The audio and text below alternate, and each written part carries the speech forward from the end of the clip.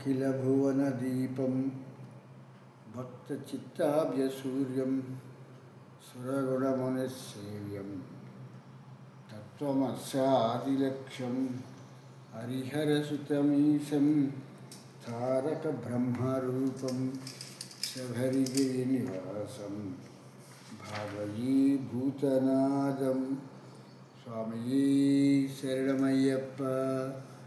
ప్రేమైన ఆత్మబంధువులారా, ఆశ్రితం వారి సౌజన్యంతో మనం ఈ భక్తి అనేటువంటి కార్యక్రమాన్ని మనం ప్రారంభించుకుని, ఈ కార్యక్రమంలో విశ్వామిత్ర మహర్షి గురించినటువంటి విషయాలన్నింటినీ కూడా తెలుసుకుంటూ, ఈ విశ్వామిత్రుడితో పయనమైనటువంటి రామలక్ష్మణులు విశ్వామిత్రుని అనుకరిస్తూ గురూపదేశంగా బల అతి బల అనేటువంటి విద్యలను నేర్చుకుని అక్కడి నుంచి ఒక్కొక్క విషయాన్ని తెలుసుకుంటూ వీళ్ళు సిద్ధాశ్రమం దగ్గరికి రావటం జరిగింది. సిద్ధాశ్రమాన్ని చూస్తున్న రాముడు ఈ ఆశ్రమం ఎవరిది అని చెప్పేసి ఇది చాలా మనోహరంగా ఉన్నది, ఈ ఆశ్రమం ఎవరిది అని చెప్పేసి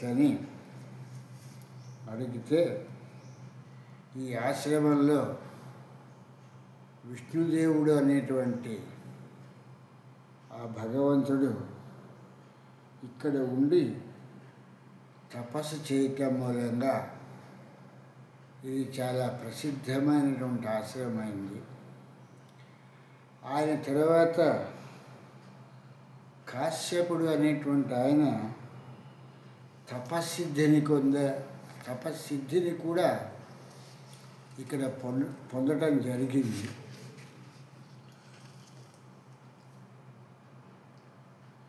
ఆ తపస్సిద్ధి పొందిన తర్వాత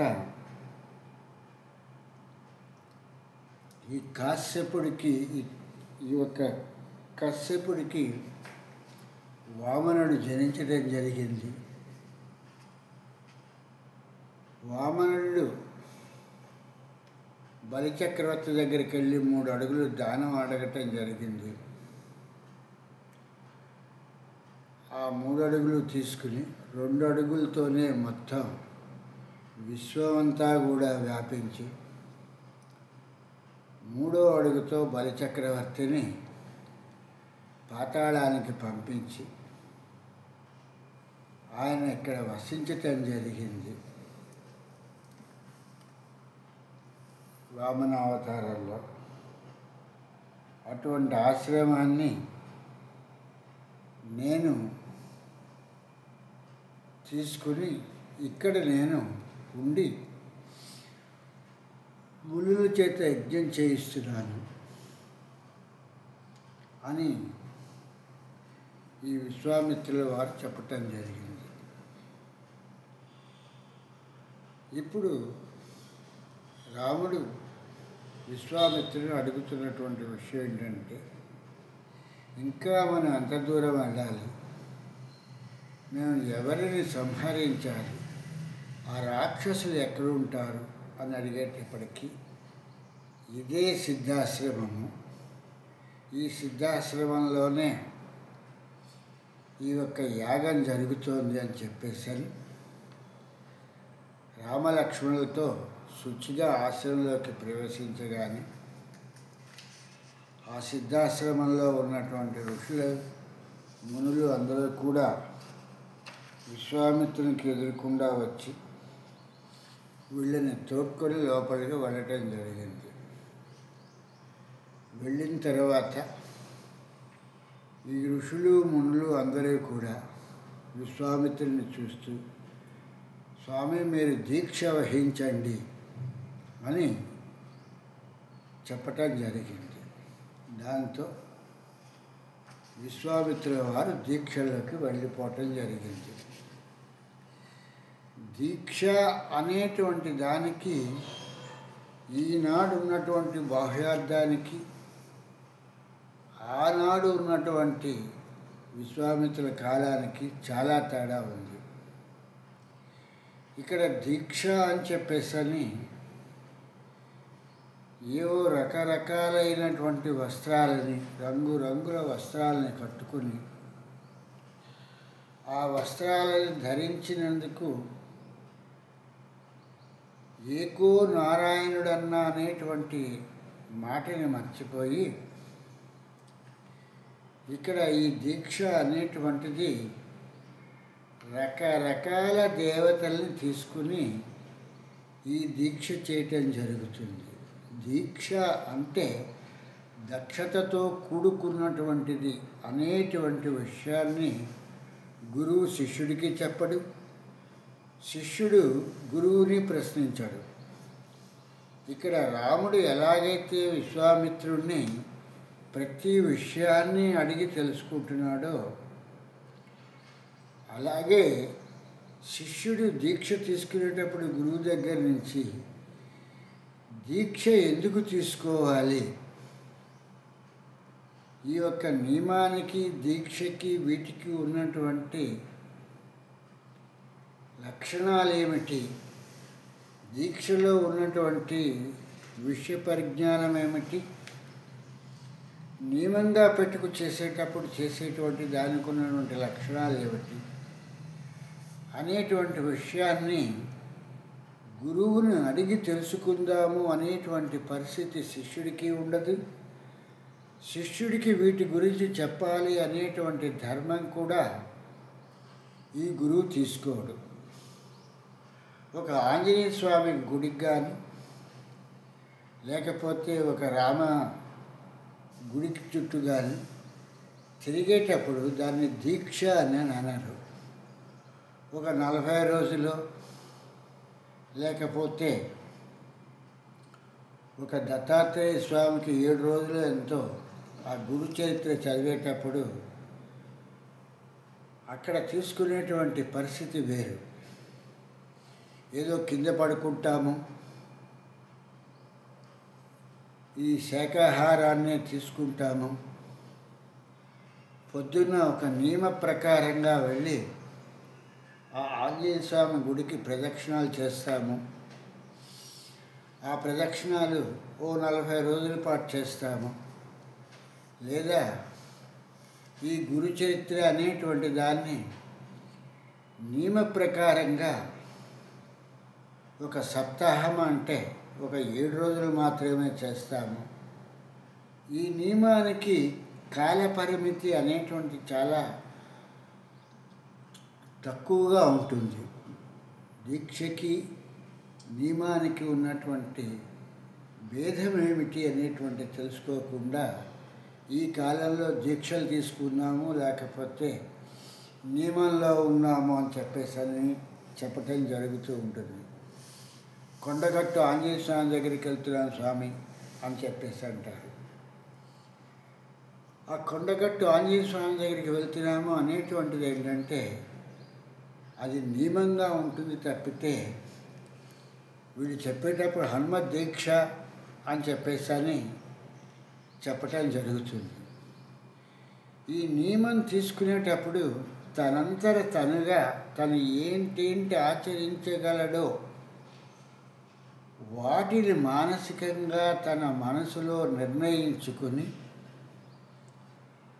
ఆ యొక్క నియమం పెట్టుకున్నటువంటి కాలం అంతా కూడా తను పెట్టుకున్నటువంటి ఆ క్రమశిక్షణగా దాన్ని చేయటానికి నియమము అని చెప్పేశాడంటారు. నియమానికి గురువు ఈయన అనుజ్ఞ అవసరం లేదు, గురువు ఇవ్వాల్సిన పని లేదు, అలాగే తల్లిదండ్రుల తాలూకు అనుమతి కూడా అవసరం లేదు. వివాహితుడై ఉన్నట్లయితే భార్య కూడా అతనికి ఆ నియమానికి ఆమె అనుమతి ఇవ్వవలసినటువంటి పని కూడా ఏమీ లేదు. ఈ నియమంలో ఏంటంటే శుచిగా శుభ్రంగా పొద్దున సాయంత్రము కూడా తను ఏదైతే ఏ దేవతనైతే ఆరాధిస్తున్నాడో ఆ దేవతకి సంబంధించినటువంటి పూజా కార్యక్రమాలను చేస్తూ హనుమంతుడు ఆంజనేయ స్వామి అయితే ఆ గుడి చుట్టూ ప్రదక్షిణాలు చేస్తూ ఆ హనుమాన్ చాలీసా చదువుతూ పొద్దున చేస్తాడా సాయంత్రం చేస్తాడా అనేటువంటి దీంతో ఆ నియమాన్ని క్రమం తప్పకుండా కాలపరిమితితో అన్నట్టుగా పొద్దున్న 6 గంటలకు ఒక రోజు నాడు 7 గంటలకి ఇలా అని చెప్పేసి అని కాకుండా ఒక నియమ ప్రకారంగా అన్నట్టుగా ఆ పొద్దున ఒక రోజు నాడు మొదటి రోజు నాడు ప్రారంభించినప్పుడు ఏదైతే తను తీసుకున్నాడో ఆ నియమ ప్రకారంగానే ఆ కాలపరిమితి పూర్తయ్యేంత వరకు ఆ నియమాన్ని అలాగే ఆచరించటానికి నియమం అంటారు. అది తనంతట తానుగా పెట్టుకున్నటువంటిదే తప్పితే ఎవరు దాన్ని ఇలా చెయ్యాలి అని చెప్పేసి అని అతని మీద కఠినమైనటువంటి ఆంక్షల్ని చెప్పరు. కానీ దీక్ష అనేటువంటిది ఎలా ఉంటుంది అని అంటే ఇది గురువు ద్వారా ఇవ్వబడుతున్నటువంటి విషయం. ఈ సన్యాసాశ్రమానికి తీసుకునేటప్పుడు కానీ దీక్ష చేసేటప్పుడు మిగిలినటువంటి క్రతువులు చేసేటప్పుడు తపస్సు చేసేటప్పుడు అలాంటి సమయంలో దాన్ని దీక్ష అని చెప్పేసరి చెప్పటం జరుగుతుంది. దీనికి తను నిర్ణయించుకోవటానికి కాలపరిమితి ఉండదు.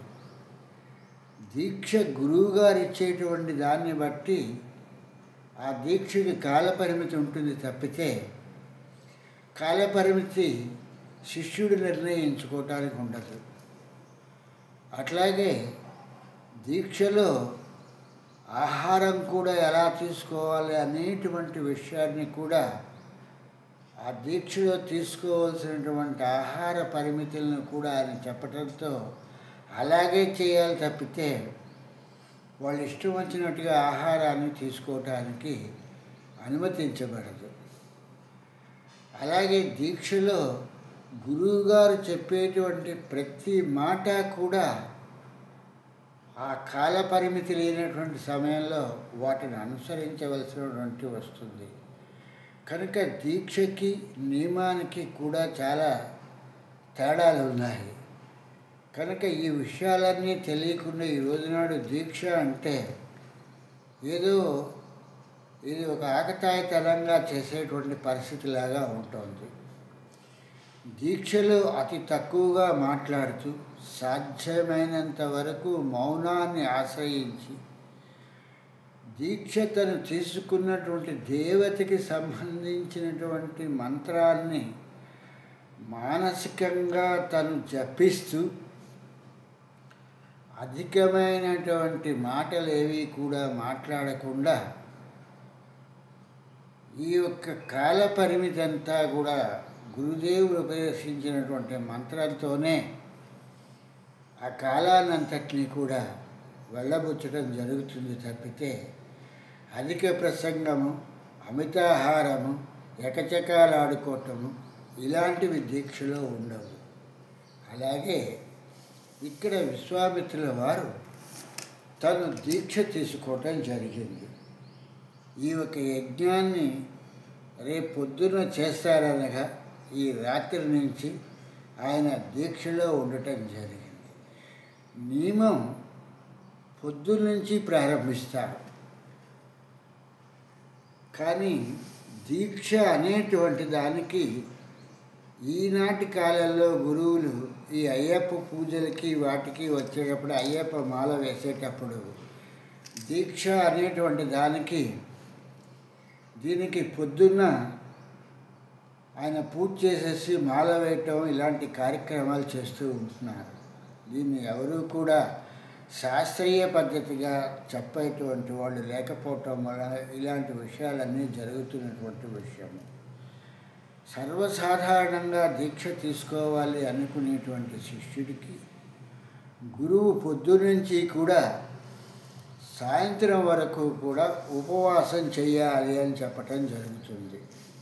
అంటే ఆ దీక్ష తీసుకునేటువంటి దేవత గురించి ఉపాసన చేస్తూ ఆ దేవత గురించినటువంటిది మానసికంగా తలుచుకుంటూ అనన్యాస కరన్యాసములు అన్నట్టుగాను తన తాలూకు దేహంలోకి తను తీసుకోబోయేటువంటి దీక్షకి సంబంధించినటువంటి దైవాన్ని తనలోకి మానసికంగా ఆహ్వానించుకుంటూ తను ఇప్పటి నుంచి కూడా ఇలా ఉండాలి ఆహార దీక్షలోను వీటిలోను అని చెప్పేసని ఆ దీక్ష ప్రారంభించేటువంటి ఆ శిష్యుడు చాలా నియమబద్ధంగా ఆ రోజు పొద్దున నిద్రలేచి తలారా స్నానం చేసి శుభ్రంగా ఉన్నటువంటి వస్త్రాలను ధరించి ఆ యొక్క దైవ మందిరంలో కూర్చుని పూజా కార్యక్రమాలను నిర్వర్తించి అప్పుడు మాత్రమే అతను ఆ యొక్క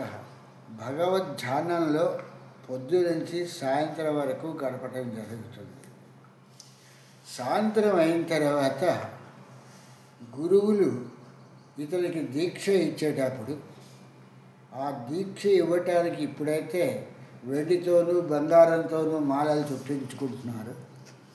ఆ రోజు ఇప్పతీగలు ఇలాంటి వాటితో చుట్టేటువంటి ఆ తీగల్ని మెడలో ధరించడం జరుగుతుంది.